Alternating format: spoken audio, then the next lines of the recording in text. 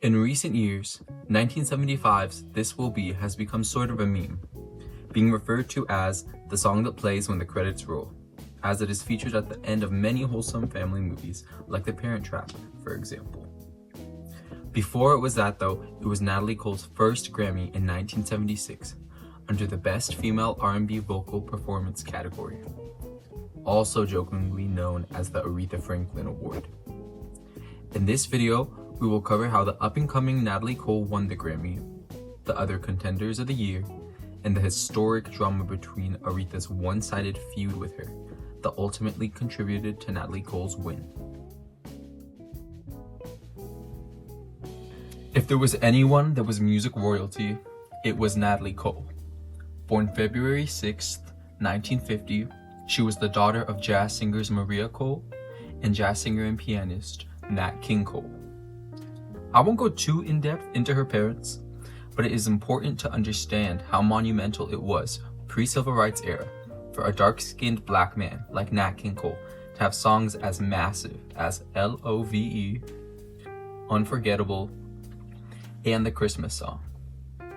His 1960 Christmas album alone went on to become the best-selling Christmas album of the 1960s, and he was the first black person to host a nationally broadcasted television show, fittingly titled The Nat King Cole Show. It wasn't simply her name that worked to her advantage. She would sing in the family home and began performing publicly at age 11, and showed a close relationship with her father, despite him being away from home so often. She says that she would like things he would, just to spend time with him because he was away at work so often. She began to run into trouble in her teenage years though, after her father's passing of lung cancer in 1965. A lifelong smoker he was. This is also the time that her relationship with her mother started getting strained. She began shoplifting and angered her mother by not wanting to go to college and become a singer like her dad. I just wouldn't ever think of my children not going to college as long as I had a dime. That was first with me. And she said, absolutely not. If you do that, I will never speak to you again. You're going to finish your education, blah, blah, blah, blah, blah. And at that point, I wanted to get as far away from home as possible. And I went to University of Massachusetts in Amherst, which was one of the best times I had. While getting a degree in child psychology at the University of Massachusetts, she began to perform with her band, Black Magic, at clubs, only to the dismay of those booking her once they heard her singing rock music of Janis Joplin and soul music of Aretha Franklin, rather than jazz, like her father. It was in 1974 she met Marvin Yancey and Chuck Jackson, a songwriting team who, in Natalie's own words, dream it was to write for Aretha Franklin. I'm sure if you follow this channel, you have a general understanding of Aretha Franklin. Daughter of renowned preacher Reverend C.L. Franklin, Aretha was a child prodigy, being skilled not only vocally, but at the piano too. She signed to Columbia Records at age 18, and after 7 long years and no bona fide hits under her belt, she signed to Atlantic Records, artistically switching from jazz standards and pop tunes of the day to the newly emerging soul music sound. In the period of a little over a month, Aretha recorded the legendary I Never Loved a Man the Way I Love You album. And practically overnight, Aretha shot into stardom. Basically everything she released from 1967 to 1972 became a gold record or was a top 20 hit on the Billboard charts. Soul music was in, and she was the queen of it. Soon after her Amazing Grace recordings, she began to run into trouble commercially. She was by no means disliked by the public, but her reign of massive popularity started to run thin. This 1975 piece by Kenneth Collins does not put it mildly. The Queen of Soul is no longer Aretha Franklin. Who is? Well, I don't really know yet, but you can be sure it's not Aretha. Since she lost all that weight, her voice has changed for the worse. She's made some new records recently, but they sold like stale bread.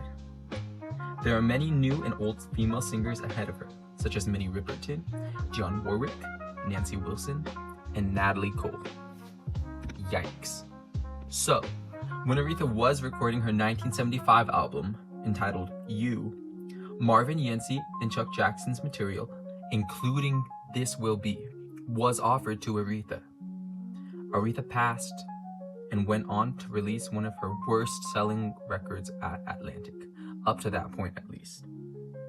Nothing from You was even submitted to the Grammys. In contrast, Natalie Cole did record for Marvin Yancey and Chuck Jackson, and the trio went on to complete her critically and commercially acclaimed debut in 1975. Do you see where the controversy arises now?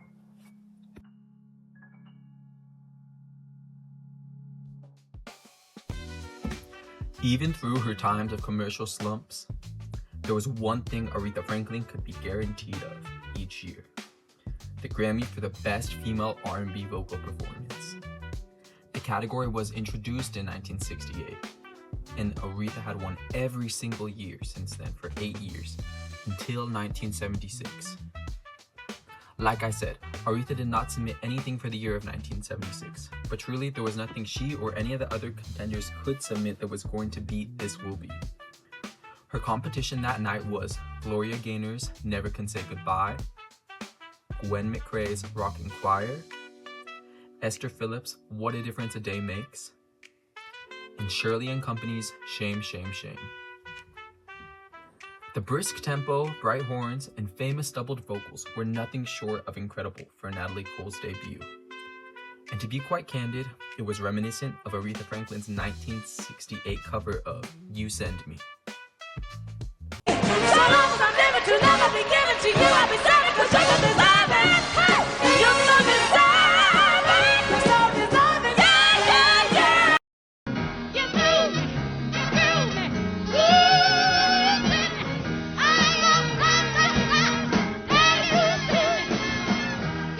So, when Natalie Cole won the Grammy, it was monumental. This was the first year someone other than Aretha Franklin had won. And for the first time, she began to be hailed as the new Queen of Soul. Needless to say, this did not sit right with Aretha. I know that sometimes she is pointed out to be a villainous mean diva, but you have to understand that the media was pushing these women against each other. Granted, her methods of redemption were in vain, as it only made Natalie Cole look better when she spoke positively of Aretha Franklin. Aretha said this in Jet in 1977, called into radio stations to essentially say Natalie Cole was copying her. And I hate to say it, but she also released essentially a copy of This Will Be on her 1979 disco album, La Diva. This will be an everlasting love.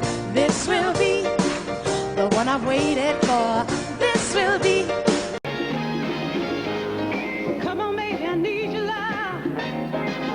Ooh, I need your love.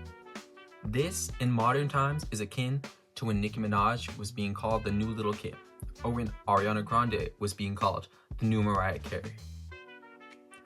Nobody wants to be replaced and forgotten, and Aretha was no exception. This is not a Grammy of an innocent victim getting her win against an evil, bitter veteran.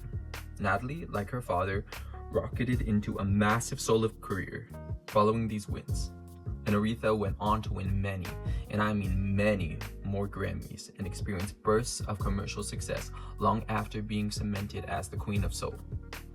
Aretha and Natalie even made amends, and Aretha spoke fondly of Natalie after her passing in 2015.